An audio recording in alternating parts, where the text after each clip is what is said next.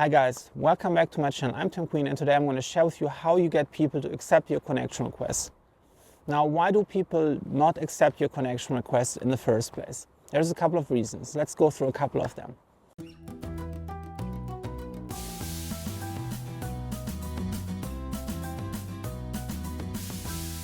So the first one is that you are not sending any invitation message with your connection request.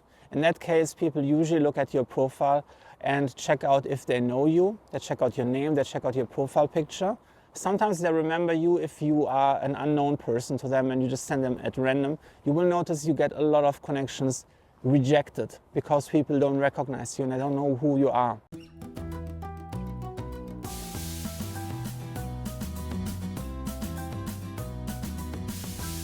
Sometimes you meet people who are a little bit more open, who are open to connecting to different people, but they will still reject your connection request because when they open your LinkedIn profile, it's not optimized. There's no profile picture, your headline doesn't tell anything about you, you didn't fill out any of your work experience section or your education history, so they don't feel there is anything to connect with. They don't feel like they might want to know you based on the information they find on your LinkedIn profile.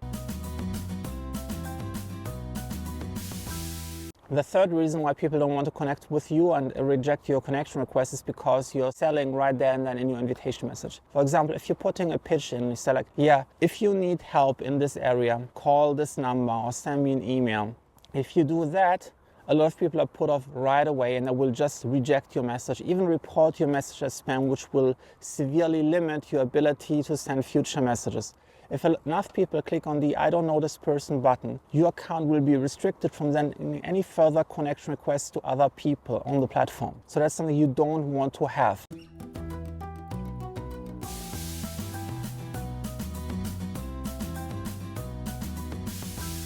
The fourth reason why people reject your connection request is because you're sending a generic message. And that often comes when you are using automation tools. People give you those standard default templates which sound so generic that they fit for everyone, but that's actually the problem. If you write something like, hi, we have 7 mutual connections and I thought it was good to connect. What does that actually tell you? Does that mean anything? Are those 7 people in any way special? Does that tell me, are those like classmates from my high school class? And I'm like, oh yeah, you are like this kid, I can't put your name on it. Or is it just random names? Because in most cases, this is not saying anything about you and people know by now that this message is just constructed. It's like hi, first name, and then it will pull out the number of mutual connections just from your profile and will just insert this number. So I receive a lot of messages like, we have 7 mutual connections, we have 35 mutual connections, we have 10 mutual connections, we have 20 mutual connections. I'm like, I've seen that so many times, it doesn't really matter anymore. Then you have other generic messages which are trying to imply meaning, but they really say nothing at all, which, for example,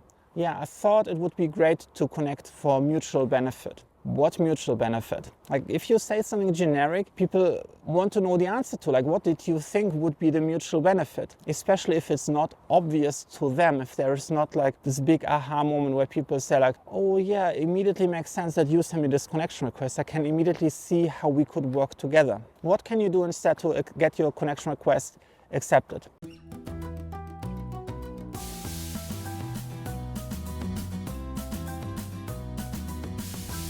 Do your homework, do some research, read the other person's profile, check out their profile picture. Is there anything unusual that you might notice? Maybe they have, sometimes people put in like something in their cover image. Maybe that's like a location you have been to. Maybe there's some information in their LinkedIn headline that you might be able to write something to connect with them. Maybe there's something in their description that you could mention, that you have read their description. People always love if you take the time to read their LinkedIn profile and actually do some research. Maybe there's something interesting in their work experience section. Maybe they have worked for a company that you have worked for before. Or maybe you have worked with this company, or maybe they have been in a position, or maybe they have done a project that they mentioned in the work experience section which might help them to connect with you. Maybe they went to the same university, maybe they joined the same organization, maybe there's a level of interest, an overlap in skills. It's really easy once you read someone's profile, you will notice that there is a lot of overlapping skills and experience that you might be able to mention and connect to.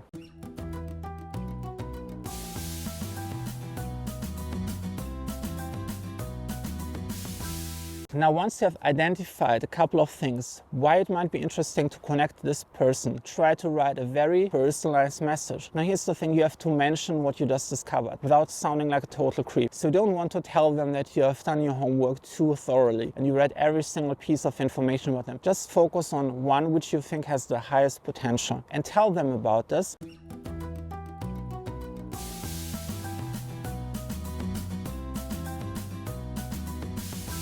Another way how you can get your connection request accepted is if someone is a content creator. For example, this person might have appeared in a podcast episode, or they have their own YouTube channel, or they write content on LinkedIn, or they publish articles on their blog. In that case, you can mention a specific piece of content that you have read, watched, or listened to. And ideally, you want to add your own thoughts to it. Give a really quick summary of like what you listened to and then how this inspired you, and like an additional piece of thought or additional value for the person. This will often trigger a high acceptance rate for your connection request because people feel you actually mean what you're saying. You actually spend some time. There is an honest request. It's not coming from an automation tool. An automation tool would never be able to listen to a podcast episode and to mention a specific thing that you have mentioned inside and add additional value. That's just not possible. Even with AI, maybe in 30 years this can be done. But for now, this is the 100% guaranteed factor that you are a real person and you're not sending them an automated message request.